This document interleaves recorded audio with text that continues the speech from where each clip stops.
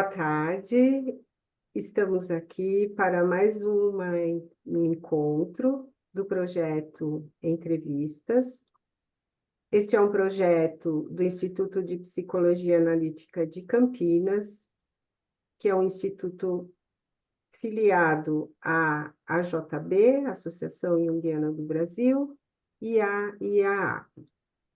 Hoje nós convidamos a Mônica Patrão de Seba, que é analista de data pelo IPAC, a Mônica Zanzini, também analista de data pelo IPAC, eu, Maria Conceição Longato, também analista de data pelo IPAC, e hoje nós vamos conversar com a Camila Maciel Polônio, uma colega muito querida.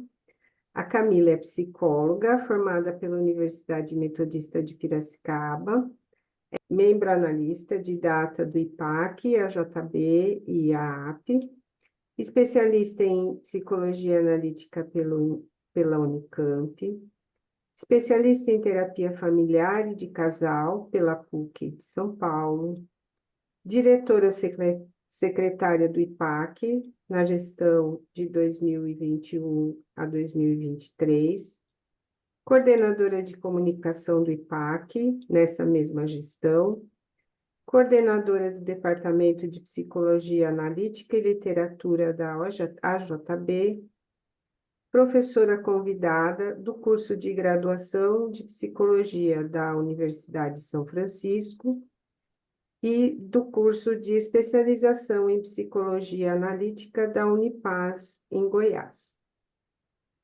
Então, estamos aqui muito felizes para conversar com a Camila, né?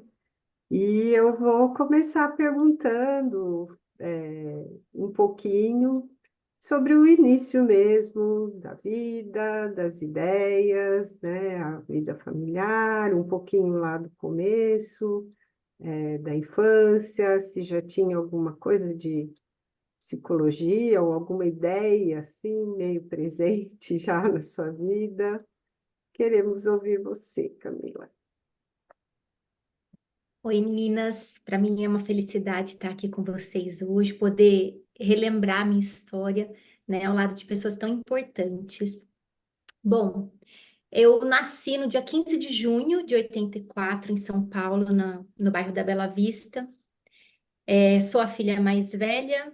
Eu fui a primeira criança da família, então a primeira neta, primeira sobrinha, primeira bisneta dos dois lados, né? Eu tive o prazer de conviver com a minha bisavó até os 13 anos.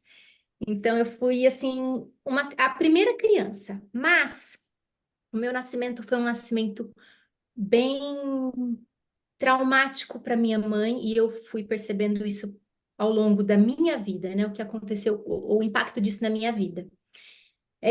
Meu avô tinha um mercado, em São Paulo, e ele estava lá, né? Sempre minha mãe estava lá, meu tio.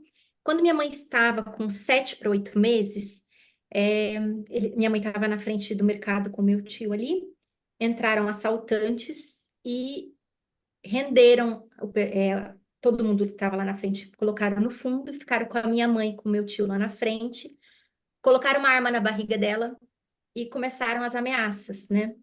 Dizendo para ela que para o meu tio entregar o dinheiro, que se ele não entregasse, ele mataria a esposa dele. Eles achavam que a minha mãe era a esposa do meu tio, e ele tinha acabado de chegar do banco, já tinha levado todo o dinheiro para o banco, e aí entrou naquele momento de tensão, né, de que os assaltantes poderiam levar tudo que eles quisessem, mas que não fizesse nada com a minha mãe e comigo. Então era o fim da gestação dela, e minha mãe conta que ela não dormiu mais até o meu nascimento, que até hoje ela fecha os olhos, ela lembra daquela arma.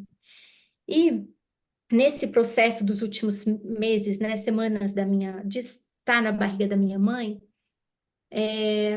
aconteceu uma situação onde a prima da minha avó materna liga para minha avó e fala: Rosalina, como é que está a Ruth, a bebê?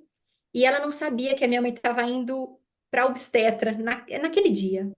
E ela fala: a bebê não vai nascer de parto normal. Essa prima da minha avó era kardecista, e ela dizia, ela não vai nascer de parto normal.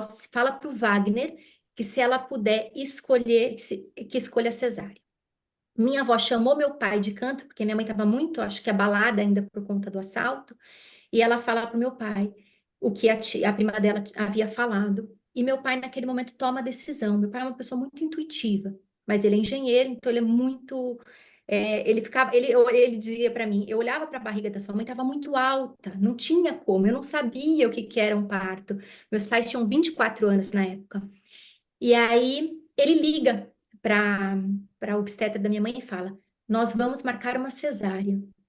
E ela, não, Wagner. E ele falou, vai ser cesárea. Minha mãe, ela fala que ela lembra dessa situação, mas acho que ela estava muito ainda traumatizada com a situação do assalto.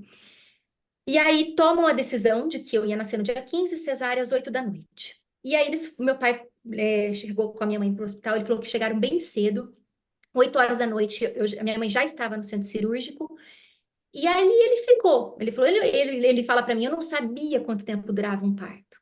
Então deu 9 horas nada, era cesárea. 10 horas nada, 11 horas nada. Quase meia-noite, chega a médica, ele vê a médica saindo ao encontro dele, toda cheia de sangue. E ela disse para ele assim: a Camila tá bem, a Ruth tá bem, mas ela não nasceria de parto normal. Ela precisou subir na barriga da minha mãe e fazer muita força para eu descer. A barriga da minha mãe ficou toda preta. Eu demorei horas para conseguir vir ao mundo de parto cesárea, né? Meu pai fala que ele só percebeu quanto tempo demorou 1 ano e meio depois do nascimento da minha irmã, que foi, sei lá, 20 minutos, minha irmã nasceu, né? E aí, minha mãe vai para casa. Meu pai fala que ele chegou para me ver no berçário, ele falou que eu estava com os olhos arregalados, ele falava, eram uns olhões me olhando. E ali eu vim para o mundo com essa história, né? Com esse assalto, com essa ameaça de morte. E aí, com 3 meses de vida, minha mãe vai me levar para o mercado outra vez para mostrar para as amigas ali, né? Para o pessoal. E meu avô, chega um cliente, pede frios e fala para minha mãe: vai lá no fundo cortar os frios para eles. Minha mãe vai. Quando ela escuta um barulho. E aí ela olha lá do fundo, os assaltantes entrando no mercado. Eu estava no colo da minha avó e naquela semana haviam matado um bebê num assalto, porque o bebê havia chorado. E a minha avó falava, né, porque ela já é falecida, que ela me colou no peito e só rezava baixinho para eu continuar dormindo. E minha mãe lá atrás, vocês podem imaginar, ela estava completamente paralisada, né, sem nenhuma ação. Então, o leite da minha mãe secou, foi tudo muito difícil para ela, essa a possibilidade da morte ali o tempo todo, né? E graças a Deus não aconteceu nada com ninguém, né? E ali, a partir dali, meu avô aprendeu o mercado, saiu e a vida dele foi para um outro rumo. E aí eu nasci assim, 1 ano e meio depois minha irmã veio ao mundo, super bem. Então a gente tem uma diferença de 1 ano e meio, né? Uma diferença muito pouca. Então nós crescemos muito juntas e somos até hoje muito amigas. É, E eu fui uma criança muito feliz, né? Bem alegre, eu não tive problema de ir para a escola, eu era para o mundo, extrovertida. Com 4 para 5 anos, meus pais resolvem sair de São Paulo, meu pai arruma um emprego em Mogi Guaçu, e nós fomos para o interior. E eu cresci, eu fui sair de Mogi quando eu fui para a faculdade. Mas ali, eu pensando agora, fazendo essa retrospectiva da minha história, eu falei, caramba, o sentimento de não pertencer já estava ali desde quando a gente chegou em Mogi. Porque Mogi Guaçu era uma cidade pequena, interior, e como todo interior, a pergunta era, você é filho de quem? E eu não era filha de ninguém dali, né? Eu era uma pessoa que vinha de São Paulo, com uma família de São Paulo, meus avós moravam lá. E aí, eu me lembrei disso, né? De que o tempo todo, quando eu ia, até que eu acho que em algum momento eu me cansei dessa pergunta de pais de amiguinhos, eu falei, você é filha de quem? Um dia eu falei assim, de ninguém que você conhece, né? Tipo, eu era muito, eu não aguentava aquela coisa do interior, né? Mas eu fui muito feliz, né? Na infância, eu era uma criança que gostava muito de brincar, de ir para a rua, porque eu tive todos os benefícios de crescer numa cidade pequena, né? A gente tinha essa liberdade de ir para a rua. Então, eu tinha muito disso, a questão de que eu era uma criança que gostava muito de livros, sempre gostei de livros, de escrever. né? Então, a psicologia eu acho que apareceu desde pequeno, porque a gente olha para trás e fala, a Cláudia sempre foi advogada, fato, minha irmã é advogada, e eu era aquela que me preocupava com todo mundo. Então eu tinha um olhar atento. Minha mãe falava todo lugar que tinha na escola, todo mundo.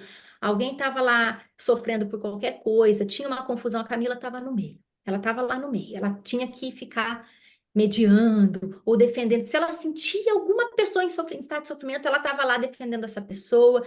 E eu era assim mesmo, desde muito pequena e foi indo, né? Quando eu cheguei na adolescência, eu tive um grande conflito na hora da escolha da profissão. Um queria psicologia e o outro jornalismo por conta da minha paixão pela escrita, pelos livros, né? E aí, o dia que eu fui fazer a escolha, eu lembro que eu fiz uma imaginação dirigida. Hoje eu faço, olhando para trás, eu falo, eu fiz uma imaginação dirigida. E a pessoa me disse assim, depois que eu trouxe as duas imagens, né, da psicologia e do jornalismo, ela disse assim: por que que você acha que você precisa ser jornalista para escrever? E ali foi o clique, eu falei, realmente, eu não preciso, né? E aí eu escolhi fazer psicologia. Foi minha única opção. Então eu saí de casa com 18 anos para morar em Piracicaba, né, para fazer a faculdade, e aí foi esse percurso. Uhum. Muito bom. E como surgiu o Jung, então, nesse caminho, Camila? Com você, Conce. Eu estava lá a Conce, né, em Piracicaba, e eu estava na faculdade, 2006, mais ou menos. A Conce estava com duas amigas fazendo uma palestra do Sandor, né? O do Jung, lá na Aham. Unimep. É.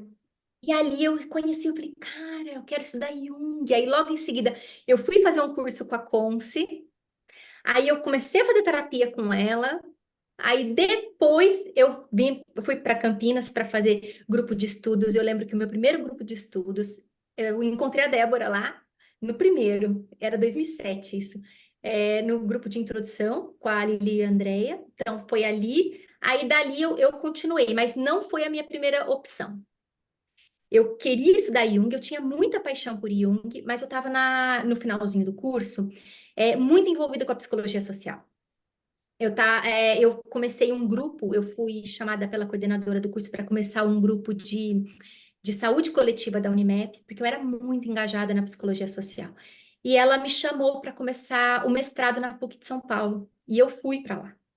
Assisti a primeira aula de Foucault, isso era junho de 2008. Quando eu entrei, eu ia fazer mestrado, certeza era mestrado, psicologia social, é isso aí. Quando eu entrei, eu fiquei foi engraçado porque eu sentei do lado da porta. E eu tava ali escutando, escutando, escutando, passando a tarde inteira e eu pensava, cara, eu quero sumir daqui, eu quero sumir daqui, eu quero sumir daqui. Era uma coisa muito esquisita. Eu não conseguia me perceber no meio daquelas pessoas muito mentais, porque a psicologia social são pessoas que têm uma capacidade crítica social que eu não sentia que eu tinha, né? Estudando Foucault, elas estavam estudando Foucault em inglês, e eu falei, "Ah, nunca, nunca, nunca, isso aqui é demais para mim", eu me sentia sufocada. Saí de lá e não voltei nunca mais. Eu entrei no carro, meu pai falou: "E aí?" Eu falei: "Pai, isso não é para mim. Eu vou fazer Jung lá na Unicamp. Ia começar a especialização, eu vou tentar." E eu tentei. E aí eu comecei, passei, né, na especialização. E aí eu conheci a Mônica. Ô, Conce, você não fez a especialização nesse ano, né? Eu não lembro de Eu você. Acho fiz que em 2005 a você especialização, já tinha. foi bem Foi. anterior. É. Então, ali eu conheci a Débora, a Mônica, então, a Simone. Eu fui fazer essa especialização. Em 2009, eu conheci meu marido. Em 2010, eu casei. Aí, no meio da especialização do Jung, eu já estava trabalhando em Campinas, já estava morando com o Fábio, no comecinho de 2010, né? E aí eu olhando para Jung, eu falava, falta alguma coisa, eu preciso entender essas pessoas por uma via que não é a regular, eu preciso voltar um passo e estudar terapia familiar e de casal. Eu queria estudar a família para entender o indivíduo por outra perspectiva, para sair da relação pai e mãe. E aí eu fui estudar na PUC. Fiquei 3 anos. Eu engravidei nessa época. Marco Antônio nasceu no último ano da especialização. Ele nasceu em julho de 2012, eu terminaria em novembro de 2012. E ele nasceu prematuro, bem nas minhas férias, o que foi uma maravilha, porque eu tive que ficar 28 dias com ele na UTI, né? Então, foi um processo muito difícil para mim, muito difícil, porque a minha gestação foi uma gestação que hoje olho para trás e vejo que eu tive depressão durante a gestação, né? E ele nasceu prematuro e eu tive um suporte muito legal da Matilde Neder, que era professora lá da PUC. E, gente, eu acho que o CRP dela é 02 ou 03. Ela foi a que começou a psicologia hospitalar, né? Muito querida. E ela foi muito legal comigo. Ela me deu um suporte que eu tenho um carinho por ela, assim, absoluto, que ela me carregou até o fim, né? Então, aí eu fiz o Jung, fiz a especialização lá na PUC, volto e E foi nessa época, Camila, que você entrou em contato com essa memória do início da sua vida? Foi na sua gestação? foi, foi antes da gestação, amor. Foi no momento que eu comecei a fazer a formação em terapia familiar. Porque quando a gente está no meio do curso, a gente tinha que fazer o FOFAT, que é essa imersão para a gente olhar as nossas raízes, a ancestralidade. E naquele momento, eu estava casada já, pensando em engravidar, eu estava tentando engravidar, isso era julho ou junho de 2011, e eu tinha, todas as vezes que alguém falava de parto, eu falava, Deus me livre, eu quero fazer cesárea, porque eu sentia falta de ar, muita falta de ar quando eu pensava no parto. E quando eu fui para o Fofate, a professora Rosa, que foi a que coordenou, ela olhou o meu genograma e ela falou, o que aconteceu no seu nascimento, né? Aí eu contei essa história para ela, ela falou assim, vamos, voltar nisso, vamos encenar o seu nascimento? E a gente fez essa imersão para eu renascer. E foi bem emocionante, porque eu chorava. Eu não sou de chorar, eu não sou uma pessoa que chora com facilidade, mas eu chorei muito, muito, muito. E o meu nascimento nessa simulação, nessa vivência, demorou muito, não foi rápido. E eu fiquei muito tempo, elas fizeram um corredor para simular a minha saída. E tinha uma pressão muito grande feita pelas minhas colegas e eu não conseguia sair. Eu não tinha força física. Até que eu saio. Quando eu saí, né, eu chorei muito, acho que aquilo se reorganizou em mim de algum jeito, que aquela falta de ar sumiu. Em novembro eu engravidei, aí eu entrei num processo depressivo mesmo, mas assim, isso eu só tenho consciência agora. Na época eu estava bem amparada na minha terapia. A Beth foi muito importante para mim, porque eu fazia com ela o processo de caixa de areia. E ela foi me dando todo um amparo, e eu tinha assim, eu lembro hoje, voltando para aquela memória, da gravidez, de eu tentando muitas vezes, né, tipo, pensar em morrer, eu tinha coisa, estava muito pesado para mim.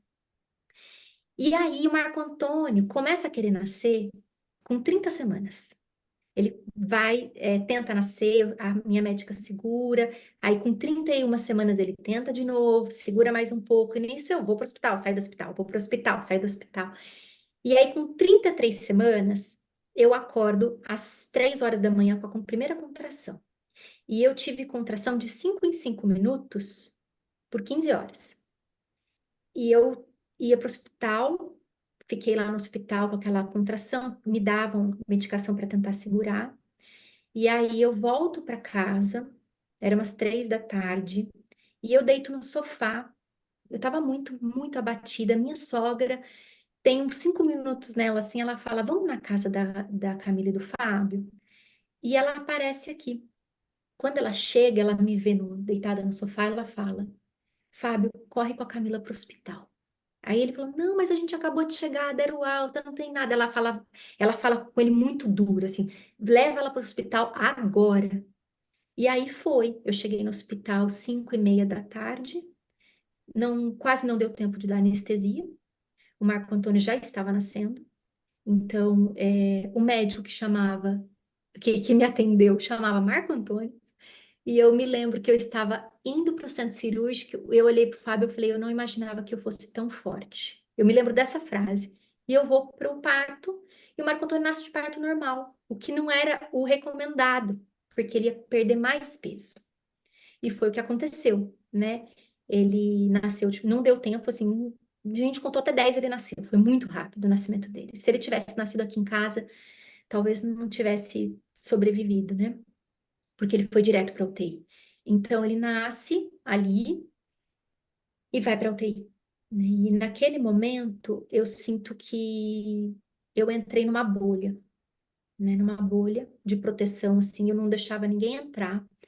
Eu ia para o hospital às 7:30 da manhã e eu saía de lá às 9:30 da noite, todos os dias. Só que eu só via o Marco Antônio 2 vezes por dia. Eu via ele às 2 da tarde e às 8:30 da noite.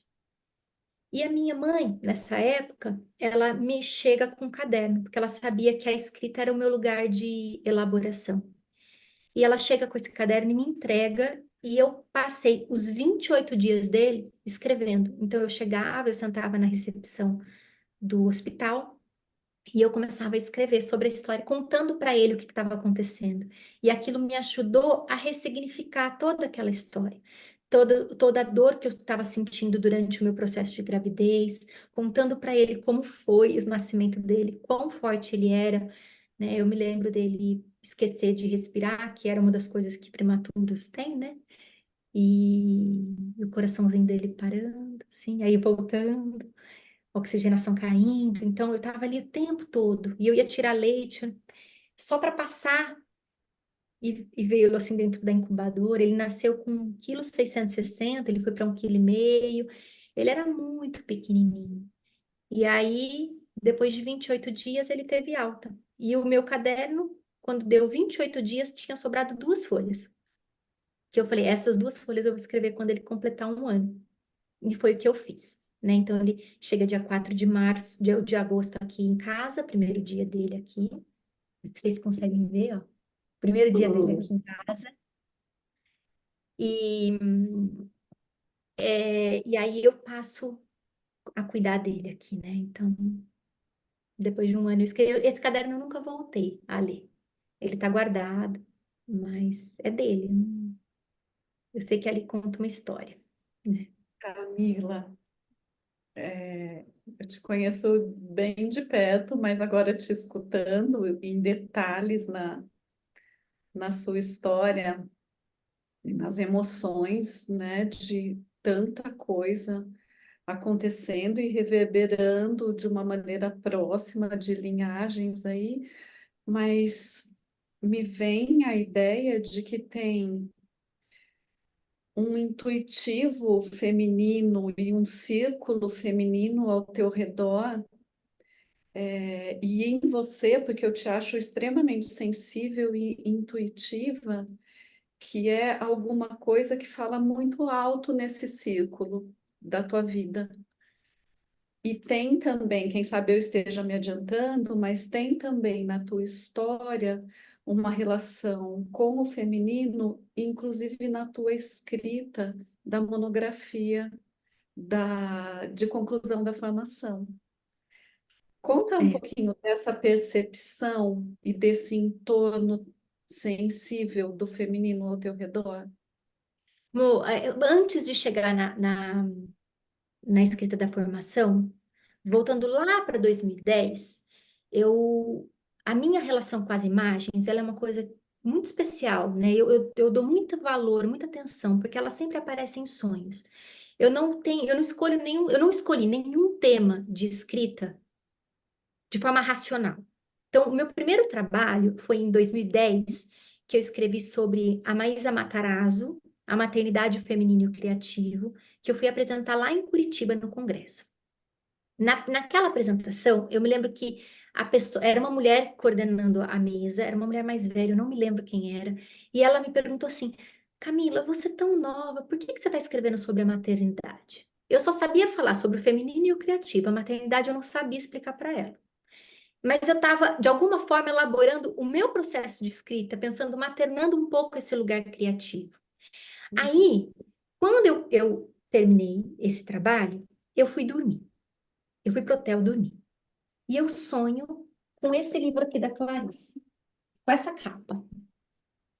Eu desci no hotel, passando ali na praça em Curitiba, eu olho dentro da livraria, exatamente esse livro. Eu entrei e comprei. Eu não sabia que era da Clarice Lispector, soube depois. Eu só comprei.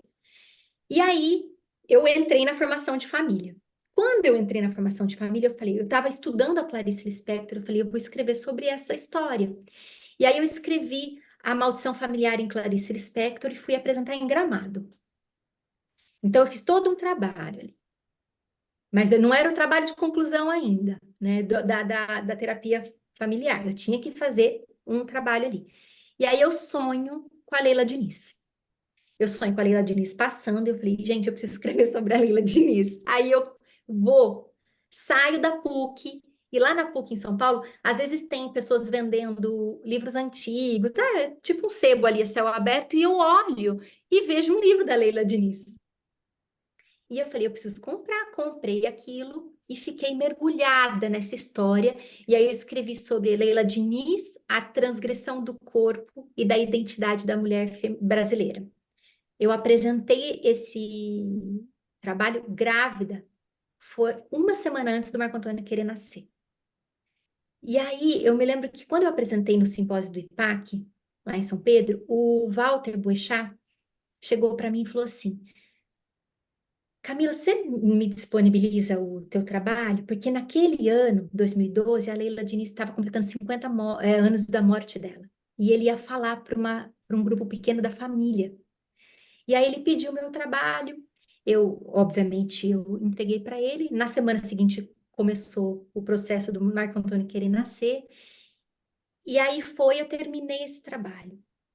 E aí, quando eu entrei na formação, eu tive vários sonhos, vários, sobre temas que eu fui escrevendo durante o processo da formação. Antes de chegar nesse, do tema das bruxas, eu tive um sonho que me trazia a imagem do racismo. E aí eu escrevi um artigo, que eu não fui atrás para publicar, nada disso eu fui publicar, isso tudo foi apresentado, né, em congresso, que era o racismo no centro do palco, Acenda a Luz. Era esse o título. E aconteceu uma coisa que eu estou contando desse para contar um pouco depois o que aconteceu com a minha monografia. Nesse processo de escrita, eu mergulhei muito. E eu cheguei a ter uma enxaqueca muito forte que paralisou o lado esquerdo do meu corpo, de tanta emoção com aquelas imagens, porque Campinas era uma cidade muito, muito, muito, na história, né, da escravidão brasileira, importante, um centro de muita dor, olhar para a história de Campinas assim, né, e eu estava trabalhando bastante com essas imagens. E quando eu entreguei eu lembro que foi a Lunalva que fez a devolutiva comigo, conversou sobre o trabalho, eu falei para ela dessa paralisia, né, que tinha acontecido comigo. E isso voltou a acontecer num outro momento. E na minha terapia eu estava conversando dessa imersão, que quando eu vou muito fundo, a ponto do meu corpo começar a falar. E antes de eu chegar no trabalho, o que aconteceu? Eu tive um sonho. Alguns. O primeiro sonho foi que foi 2 anos, não, foi em 2016 as Olimpíadas, foi em 2014, um sonho em que alguém dizia para mim que eu iria me mudar de país quando começasse as Olimpíadas. E aí eu tive outros sobre a mudança, mas esse ficou muito, muito marcado. No primeiro dia das Olimpíadas, o Fábio entrou no spam do e-mail dele, tinha um convite para uma entrevista numa empresa em Graz, na Áustria, e ele foi para lá. E aí não rolou essa da Áustria. Em dezembro ele foi para a Alemanha fazer uma entrevista numa empresa de lá. Em abril de 2017, o Fábio já estava indo para a Alemanha. Em maio, eu e Marco Antônio chegamos lá no dia 22 de maio de 2017. Nesse período, em janeiro, que o Fábio estava preparando a mudança dele, eu tive um sonho muito longo, mas o final do sonho era o seguinte: era a Beth chegando para mim dizendo: agora é a hora das bruxas. Você vai ver que no final não vai restar nada, nada sobrou. Tudo foi queimado. E eu fui para a Alemanha com essa informação. Zero informação sobre o que eu iria encontrar lá. E quando eu cheguei, a gente já tinha terminado o processo de seminários, da formação, eu fui estudar. Então, eu estudei muito sobre o catolicismo, para entender o processo da Inquisição. Isso foi um baque para mim, porque conforme eu fui estudando a história, a minha relação com a espiritualidade, com a religião, mudou drasticamente. Foi uma mudança profunda. E aí eu fui descobrindo que eu estava na região que mais tinha matado mulheres, né? Todo mundo fala, foi a Inquisição Espanhola, mas por queima de bruxas foi a alemã.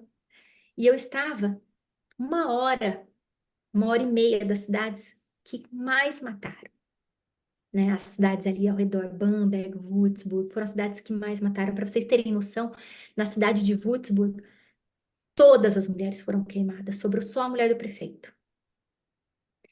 E eu fui descobrir, né? E ali, nesse processo de pesquisa, que eu fui entrando, lá no sonho que dizia, no final você vai ver que nada restou, tudo foi queimado, era literal. Não era uma imagem, era literal. Porque eu cheguei em Bamberg e a gente foi até o... Bamberg é uma cidade muito turística, a gente chegou lá no ponto turístico e a gente perguntou para ela, eu e o Fábio, né? Sobre, e onde foram as bruxas? Porque eu já sabia o local pelos livros de história. E aí ela disse assim, não, aqui não tem nada. A única coisa que tem é que, tá vendo aquela farmácia? Ali eram as mulheres onde elas estavam presas. Tinha se transformado numa farmácia. E aí, em 2015, uma artista plástica fez um monumento, que era uma placa, simulando uma fogueira. Tudo tinha sumido dali. Aí ela falou: se você quiser encontrar alguma coisa, você vai para a cidade de Tsai-on-Main, que é uma- um vilarejo de 5, 8 mil pessoas, que lá você vai encontrar alguma coisa. E aí a gente foi para lá. E a gente entrou na Hexenturm, que é uma torre. Nessa torre, quando a gente entra, é um gelo, uma coisa fria, que a gente coloca. Era verão, aí eu coloquei blusa de tão frio que era lá dentro, que é de pedra, e tinha simulação de gritos. Então a gente entrava e ouvia gritos de mulheres o tempo todo. E aí a gente vai descendo até chegar lá embaixo, onde elas ficavam presas. E ali eu já conseguia ler em alemão, entender alemão. Eu fui pesquisar na literatura ali o que que tinha. E na saída a gente perguntou para uma senhora e ela falou assim: por que que você vai escrever sobre as bruxas, sobre isso? E eu tentando explicar ali com o Fábio por que que eu estava querendo escrever aquilo, ela falou assim para mim: mas nada mudou. Elas só não voltam para a fogueira. E aquilo ficou em mim. E aí fui para um outro lugar em Garmisch, que é uma cidade muito conhecida na divisa com a Áustria dos esportes de inverno. E lá a gente fez uma caminhada que levava para as ruínas no alto da montanha. E lá eu vi uma placa, porque aí nessa pesquisa da Alemanha eu falei, gente, onde estão as coisas que não tem nada? A Alemanha é um país que preza muito a sua história, por que que não tem nada dessas mulheres? E aí eu encontro uma placa dizendo que elas ficavam aprisionadas ali, e lá não tinha nada, era uma plaquinha e mais nada. Então, poucas coisas, o que eu mais encontrei foi em Rotenburg ob der Tauber, que lá tinha o museu da tortura, e tinha uma simulação das vassouras, tinham as vassouras, tipo, toda a história, né, da Idade Média que a gente escuta e acha meio absurda, né, tava lá, a vassoura, estavam as gaiolas onde elas eram presas, né, onde elas eram levadas, um dos primeiros, uma das primeiras edições do Maleus Maleficarum, que é o Martelo das Bruxas, e ali eu comecei a escrever. Escrevi. Vim em 2019 apresentar meu caso clínico e viria para apresentar em 2020 a minha monografia. Aí entrou a pandemia, né? E aí aconteceu uma coisa bem pesada.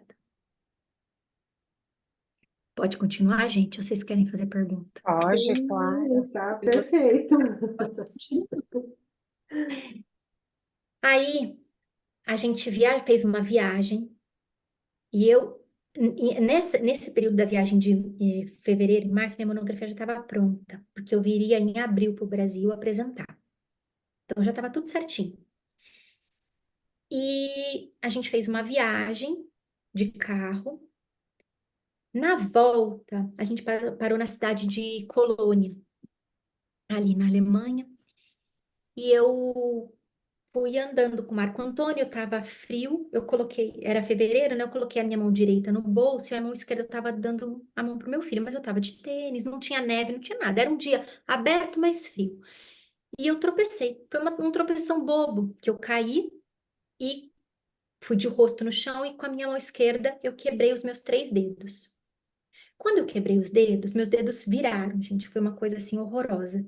Eu tirei minha aliança e o Marco Antônio ficou completamente paralisado, porque meu rosto sangrava, o Fábio ali desesperado. É, a gente pediu ajuda e esse casal alemão pegou o telefone para ligar para a ambulância e ele falava assim: o cara tá dizendo que ela tropeçou, né? Então, o Fábio falava que ele escutava aquilo. E ele falou assim: meu Deus, eles estão colocando uma dúvida do que aconteceu aqui. E tinha um estrangeiro vestido de Mickey. E foi o Mickey que foi a pessoa mais afetiva, porque ele assumiu um lugar ali meio de. Porque ele viu o que tinha acontecido, que eu tinha tropeçado, chamaram a ambulância. E ali, gente, eu começo a viver no meu corpo aquilo que eu tinha vivido no texto do racismo, o que eu tinha vivido do lance da maternidade. Eu começo a vivenciar uma série de abusos que eu fui me dando conta depois. E o primeiro deles foi que eu cheguei no hospital, meu dedo estava muito torto, então esse dedo estava deslocado, esse aqui estavam todos quebrados, né? Tipo, bem feio. E o médico chega para colocar meu dedo no lugar, sem me dar nenhum sedativo. E eu estava suando, eu tremia, eu chorava, eu estava no ápice da adrenalina, aquela coisa, e eu falava pro Fábio, pelo amor de Deus, não, não, não. E aí o Fábio foi muito incisivo. Ele falou pro médico, ela não quer. E aí ele resolveu me dar um sedativo. Uma coisa boba, que demorou minutos para ele pôr meus dedos no lugar. Ele fez o raio-x e falou assim, vai ter que ir para cirurgia, mas volta para sua cidade. Colocou o dedo no lugar, a gente enfaixou, a gente voltou para Germering. Quando a gente chegou lá, a gente tentou, né, fomos ao médico lá na minha cidade. E o Fábio falava, o que que a gente tem que fazer? Ah, você tem que encontrar um hospital. Mas qual hospital eu vou? Não posso indicar. E eles não faziam nada. Aí eu lembro da gente sentada no carro e o Fábio começando a ligar para os hospitais. E aí tinha o hospital escola lá em Munique, Ludwig Maximilian Universität, que é uma escola de medicina, LMU lá, e a gente foi. Chegando lá, eu fui atendida por residentes, tudo bem, até aí não tinha nenhum problema. Eles avaliaram minha mão, vamos para cirurgia, vamos para cirurgia. Não tinha entrado ainda o lockdown, mas estava já o burburinho da pandemia. Fiz a cirurgia. A hora que eu estava no quarto, tinha uma mulher do meu lado alemã e do outro lado também, mas era uma senhora que ela estava possivelmente já num processo de desencarne. A do lado de cá, ela estava em abstinência de drogas. E ela era muito agressiva com o Marco Antônio e o Fábio. Ela era bem xenofóbica nas falas dela. Eu fui para a cirurgia, na volta, quando eu olhei para ela, que eles me colocaram nesse quarto, eu falei, Fábio, eu não quero ficar aqui. Eu tava com muito medo dessa mulher, muito medo. E o médico deu a opção: você quer voltar para casa ou quer ficar? Eu sugiro que você fique. Eu falei, eu quero voltar para casa. Ele, mas você vai sentir dor. E aí, o médico já tinha me falado que ia ser um dia só, que eu não precisava ficar. Eu falei, não, eu quero ir para casa, eu quero ir para casa. Ele falou, então tá bom, assina aqui. E eu fui para casa com paracetamol e ibuprofeno. Eu fiz uma cirurgia para colocar 3 placas no dedo.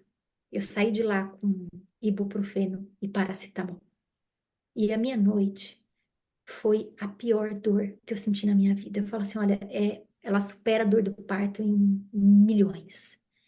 Eu alucinava, não é maneira de dizer, eu literalmente alucinava. Eu estava sozinha no quarto, lá na nossa casa, e eu sentia meu dedo sair da mão, eu sentia ele virar, e eu ficava respirando a noite inteira, sentindo a dor passar desse para esse, para esse, desse para esse, para esse, desse para esse, para esse. E eu sentia aquela dor, aquela dor. No dia seguinte, eu falei pro Fábio, eu não aguento mais. Uma amiga farmacêutica não se conformava que tinham me dado aquilo. Falou, eu fico com o Marco Antônio, vai para o hospital. Lá, eu também sou bem maltratada, mas eles deram opioide para mim, para eu aguentar até segunda-feira. Isso era sábado para eu aguentar segunda. Quando eu chego no consultório médico, o médico fala assim para mim, ele era um senhor. Eles te deram paracetamol e ele não se conformava. Por que que eles tinham feito aquilo comigo? Ele falou, como é que você aguentou? E eu não aguentei, eu estava com muita dor. E aí ele me deu um opioide fortíssimo, que era o que me deixava viver, né? Porque era muita dor que eu sentia. E nesse momento, eu recuperei um áudio essa semana, tentando voltar ao que tinha acontecido, né? E eu gravei um áudio para mim dizendo assim: eu senti muita dor no meu corpo, mas eu acho que essa dor no meu corpo está querendo dizer de alguma dor da minha alma que eu não estou alcançando. E eu não conseguia, né?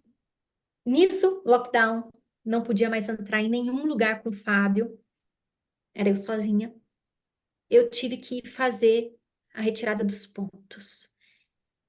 Naquele dia, eu estava com uma sensação muito ruim. E eu ficava assim, você tá com medo de falar alemão, é isso. Vai, você tá com medo de falar alemão. E eu fui. Entrei sozinha. E para quem conhece a cultura alemã, sabe que eles não são muito de toque, né? Tanto é que quando o Marco Antônio entrou no kindergarten, eles disseram assim para a gente: olha, fala para o Marco Antônio não abraçar nenhuma criança, ele tinha 4 anos. Aqui, se você for pedir desculpa, dê a mão, você não pode tocar. Então, o que o médico fez comigo ali era um sinal de alerta do qual eu não percebi. Porque ele tirou os pontos, ele estava com uma enfermeira e eu desmaiei de dor. No que eu desmaiei, eu acordo numa maca. E nessa maca, ele estava passando a mão no meu cabelo, na minha cabeça, assim. Eu achei aquilo muito estranho, porque isso não é típico, né? Nada é típico. E ele era mais novo, ele não era o senhor, aquele senhor não. E aí eu saí de lá com muita dor, chorando. Na semana seguinte, eu muito angustiada. Eu falei, cara, eu não quero ir nesse médico. Camila, para, você tá com medo de falar alemão. E eu fui. E aí ele manda eu entrar na sala, fecha a porta, tô sozinha com ele, ele fala para mim, deita na maca, porque você pode desmaiar. E aí ele senta do meu lado e começa a passar a mão no meu corpo, né? Ele com uma mão ele ficava segurando a minha mão do curativo e com a outra ele começava a me assediar. E eu naquela hora eu paralisei e eu só pensava, o que está acontecendo? O que está acontecendo? Não, o que está acontecendo? E eu não conseguia ter reação. Levantei da maca e aí eu falei para ele, deixa que eu faço o curativo. E aí ele pôs as 2 mãos em mim. E aí eu fiquei presa naquela maca, eu não sei, dali para frente é um apagão que me deu, assim, eu saí dali chorando muito, e eu falei pro Fábio, eu não entro mais sozinha, hipótese nenhuma. E a partir daquele momento, se eu já tinha me calado na Alemanha por conta da língua, eu me calei completamente.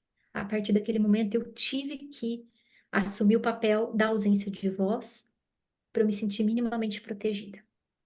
Porque na Alemanha, eu fui atrás para fazer denúncia, não existe uma delegacia da mulher, não existe um CRM. Me aconselharam aí na delegacia normal, mas me alertaram de que se eu fizesse uma denúncia, possivelmente isso ia se voltar contra mim, e ainda era capaz de eu ser processada pelo médico. E aí, a partir daquele momento, eu começo a fingir que eu não sei nada de alemão. Nada. Então, o Fábio passa a ser a minha voz para eu poder estar protegida.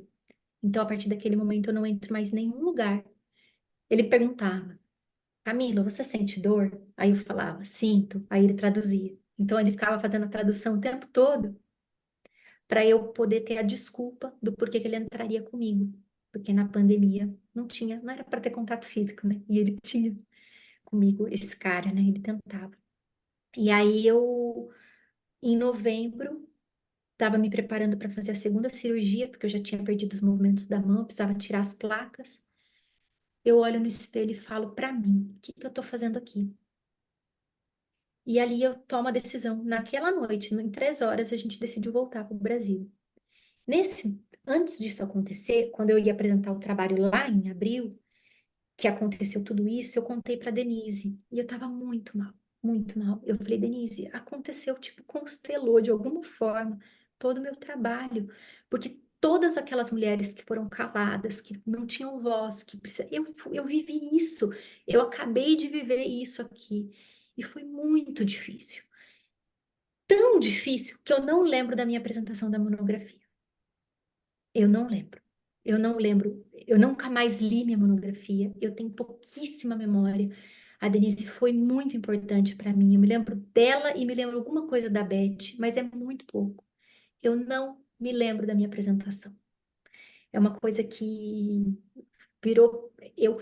Aí, quando eu voltei nesse áudio, que eu falava o que que a minha alma estava dizendo, que foi por meio do corpo outra vez, que eu não percebia, né? Porque na Alemanha, quando eu cheguei, eu me calei. Eu era a estrangeira de novo, aquela da escola, lá de Mogi, que se não se sentia pertencente. Na Alemanha eu fui calada, eu não tinha voz mesmo, sabe? Eu me retraí muito, eu me sentia muito amedrontada pelo lugar onde eu estava. Poucos alemães eu conseguia ter troca, né? Lógico que não é generalizando de jeito nenhum, mas no ambiente em que eu estava, né? E eu não estava dando ouvido para isso. Então, quando eu passei pelo corpo, pela dor extrema do corpo, eu me dei conta de todos os abusos que eu estava vivendo comigo, né? Eu comigo primeiro, né? De me aceitar viver aquela situação, né? A ponto de eu não perceber coisas acontecendo no dia a dia que eu fui me dando conta depois, né? Então, o meu processo de escrita, que aí eu escrevi, né? O Feminino em Chamas, o encontro analítico com a herança das bruxas, mas esse é um trabalho que eu preciso, esse é um pacto que eu fiz comigo, eu preciso reescrever esse trabalho, né? Eu preciso escrever a partir da experiência, porque eu escrevi a partir da história que eu peguei, né, como referência, e depois eu Uhum, vivi, né, a não vossa, não fala, o abuso, né? uhum, Camila, eu vou te ouvindo descrever essa história dessa maneira tão profunda e delicada, porque você tem uma delicadeza, mas eu vou sentindo essa força que você observou e constatou no seu parto, né? Eu não sabia que era tão forte, foi o que você disse, e eu vou ouvindo essa força que você observou, vou sentindo junto com você e acompanhando todos os trabalhos que você foi fazendo. Eu vou ouvindo essa sua necessidade de trazer a voz para esse feminino, a voz para a mulher, né? Você foi trilhando um caminho de trazer a liberdade para a voz, de trazer a voz das mulheres. Como é que É. isso segue na sua vida hoje? Eu Eu me tenho transformei vontade de muito, saber. muito, muito, porque assim, eu sempre fui extrovertida, mas eu tinha uma imaturidade, óbvio, da idade, né? Depois que eu passei pela foram quase 5 anos de Alemanha, não foi pouco tempo, né? E quando eu cheguei aqui no Brasil, eu lembro que nessa decisão nossa, minha e do Fábio, da gente voltar, tinha uma coisa que a gente tinha combinado entre a gente não pode deixar a Alemanha sair da gente. Porque teve uma coisa muito preciosa que a gente aprendeu ali, que é o valor do tempo, da vida. E eu entendi a vida como algo muito frágil, muito frágil. E eu fiz uma imagem, que é a imagem que eu carrego todos os dias, assim, eu estou passando num filtro de papel. A vida é o filtro de papel, né? Ele vai fazendo café, mas bem lentamente. Então, quando as pessoas olham para mim e me perguntam, sei lá, quem é você? Eu não consigo dizer, eu sou psicóloga, eu sou mãe do Marco Antônio, eu sou esposa, eu sou filha. Eu só consigo dizer do meu lugar mais humano. Eu sou um ser humano que vivia à margem por muito tempo. E nessa marginalidade, eu consegui entender quão preciosa é a vida para mim. Então, o meu tempo que eu aprendi na Alemanha com o silenciar, porque lá eu fui calada, e nesse silenciar eu aprendi a ouvir minha voz e meu corpo, eu preciso me manter muito na vida. E para eu me manter na vida, eu preciso valorizar o meu tempo, né? E aí a voz vai aparecendo de um jeito mais, de um jeito mais cuidadoso. Aquela menina, que eu era uma menina muito 220, já não é mais, ela morreu há muito tempo. Nessa calmaria que eu me sinto, que eu vivo mesmo numa calmaria, eu entendi que o meu lugar, que era a pergunta do materno lá do trabalho da Maísa, é a escrita. E eu fui, esse ano eu falei, esse ano eu vou me dedicar, o ano que passou, na escrita, a minha voz, ela não vai sair mais na fala, ela vai sair na escrita. E eu fui fazer oficinas de escrita criativa, e esse é um projeto da minha vida. Não me interessa se eu ter focos de publicação, nada, mas de entender que esse é um lugar, para mim, aonde ele me organiza e me faz estar presente na vida. Então, essa voz é quando eu me entendo como um ser humano, e não mais como mãe, como esposa, como um ser humano vivendo a vida. E o que eu tenho hoje não será o que eu vou ter aos 50 anos, aos 60, e eu não sei o que eu vou ser. É o mais precioso para mim, é ficar nesse tempo, né? No que eu sinto hoje, tentar transformar isso hoje em mim. Olhar para o outro e dizer, o centro da vida, né? O centro do mundo não me interessa mais, né? A margem me ensinou, me trouxe um conhecimento de mim, de estar estrangeira a mim mesmo, de uma Camila que eu não conhecia, né? Que vem para o mundo com os olhos arregalados, e nesse arregalar dos olhos eu vi um mundo cruel, eu vi um mundo sofrido, eu fiquei mais empática, né? Então, E aí você também vai contando, né, Camila, que você precisou fazer a trilha, fazer o caminho para se dar conta. Então, essa Camila bebê que vem para o mundo com os olhos arregalados, vai vivendo o mundo na pele, mas, e aqui eu estou te agradecendo pela fala que você fez de um momento tão delicado da sua vida, porque essa fala de uma coisa tão dolorida, né, de situações tão doloridas, colocam voz para além de você. E eu acho que, quem sabe, essa menina de olhos arregalados precisou processar o mundo para que a voz saísse na escrita, pela garganta, no mergulho das palavras, que a gente sabe que é uma coisa que você adora e que faz parte da sua construção. né? Eu não tenho problema de falar disso, sabia? Porque eu sinto que essa coisa, o que eu vivi ali, muitas mulheres vivem, muitas.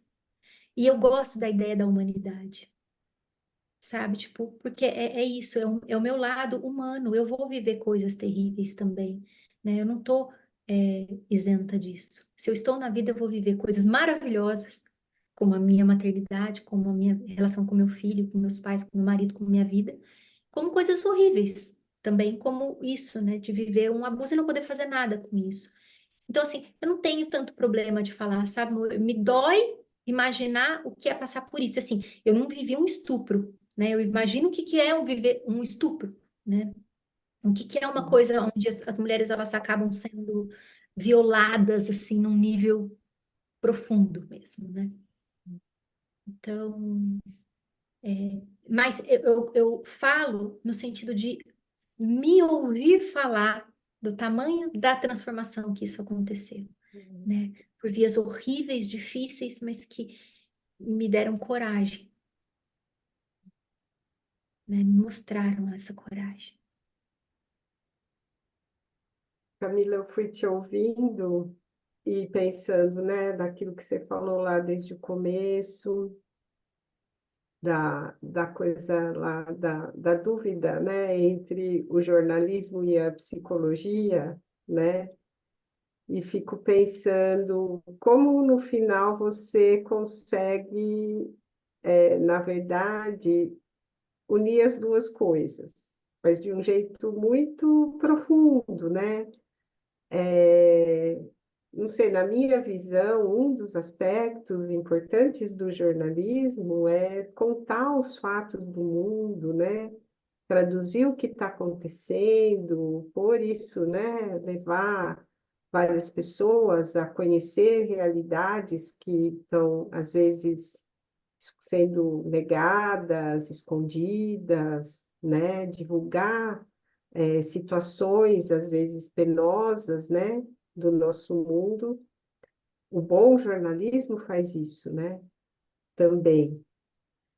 E acho que você está, de certa forma, fazendo um pouco disso, mas de uma forma, passando pelo seu mundo interno, né? Pelas suas vivências e dando um colorido muito especial, né?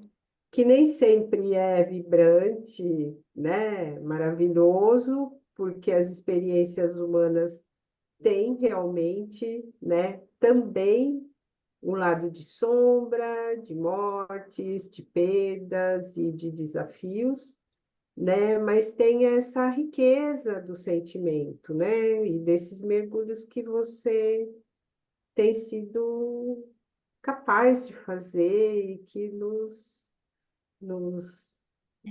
ajudam tanto, né?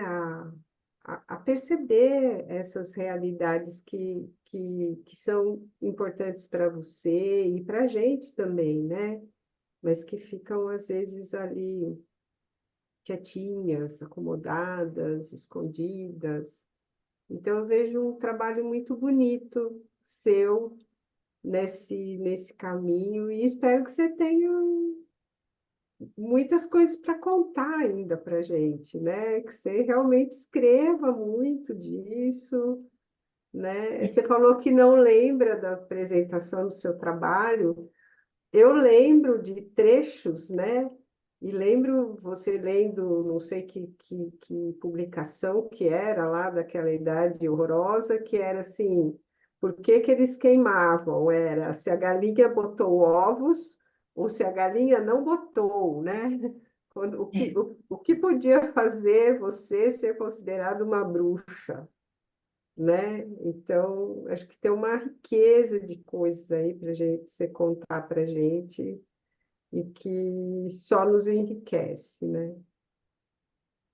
eu sinto que eu ainda não consigo, sabe? Consigo voltar para o trabalho, mas é algo que eu tenho desejado. Eu ainda me sinto, por exemplo, o que que você está estudando? O que que você está escrevendo? Nada.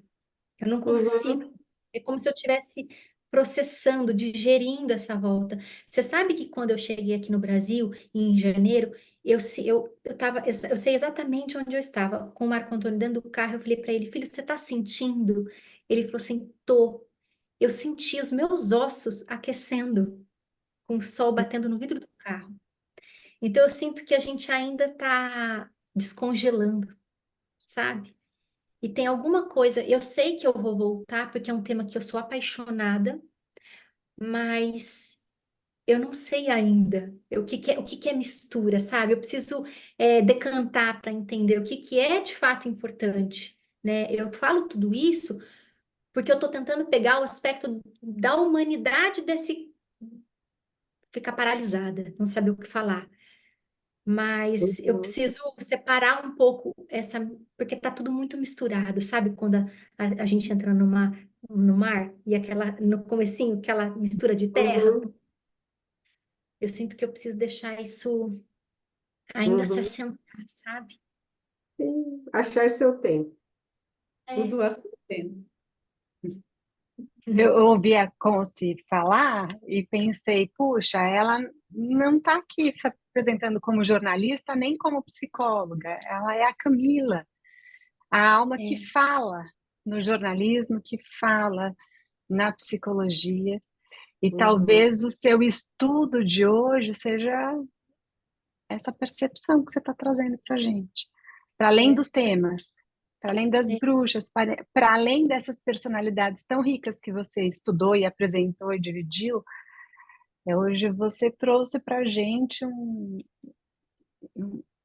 a sua voz, né? A voz da Camila, a vida da Camila, uma alma se realizando com um propósito, né? Sinalizando lá atrás e alinhavando, né? Dando voltas e ampliando essa mesma questão num sentido que segue, né? Muito obrigada por dividir essa Uhum. verdade dessa Agradeço. maneira tão delicada, e é a delicadeza que não é nada frágil, né? Uma delicadeza muito forte. Eu que Uhum. agradeço vocês me escutarem e me ajudarem a pensar isso, porque, que nem eu falei, quem sabe disso são poucas pessoas, né? Que a Denise me acompanhou no momento em que a coisa estava acontecendo, minha analista também, mas eu fui contando gradualmente para algumas pessoas e eu percebi que eu estava pronta no nosso último encontro do IPAC, que eu estava conversando com a Silvia e com o André e eu me vi falando dessa história. Eu falei, eu acho que eu posso falar disso agora, né? E, Uhum. e me sinto tão feliz de poder compartilhar isso, porque eu estava sempre Agora falando, já é o momento, né, Cá? talvez eu tenha aberto essa porta, né, para falar agora poder ir para uma outra etapa dessa vivência, né? Uhum. Muito bom. Obrigada por esse encontro, Camila. Eu que agradeço por vocês me acompanharem nisso. E, né, com essa profundidade, essa percepção tão fina das coisas que te atravessam pela vida, né? Uhum. Isso já é próprio, né, de alguém que faz psicologia, como sua mãe disse, desde pequenininha, atentar Uhum. para o sensível. Uhum. Obrigada, meninas. Camila, então nós vamos encerrando, dizendo que, né, foi uma experiência, uma vivência aqui muito gostosa, profunda, né, acompanhar esse processo aí, as conversas que a gente trocou também, e desejando que sim, você vá amadurecendo, né, essas coisas e vai nos mostrando isso e tantas outras coisas que você já realiza no IPAC, né? A gente tem essa conta com você e com a sua energia, né, criativa, de fazer as coisas, com a sua rapidez na comunicação, né? É, acho que você faz um trabalho muito significativo no IPAC e também completa muito bem esse nosso grupo, né? Acho que é muito bom ter você por perto. Eu que agradeço, Obrigada. meninas, vocês estarem aqui comigo. E antes de encerrar, estava pensando agora, eu queria, sabe, fazer o quê? Indicar um livro. Eu acho que ele Indica, fala todas as indicações bastante. são sempre ótimas, Não, Camila. tem as listas lá Ai, do Insta. é lindo Alma isso. Perdida.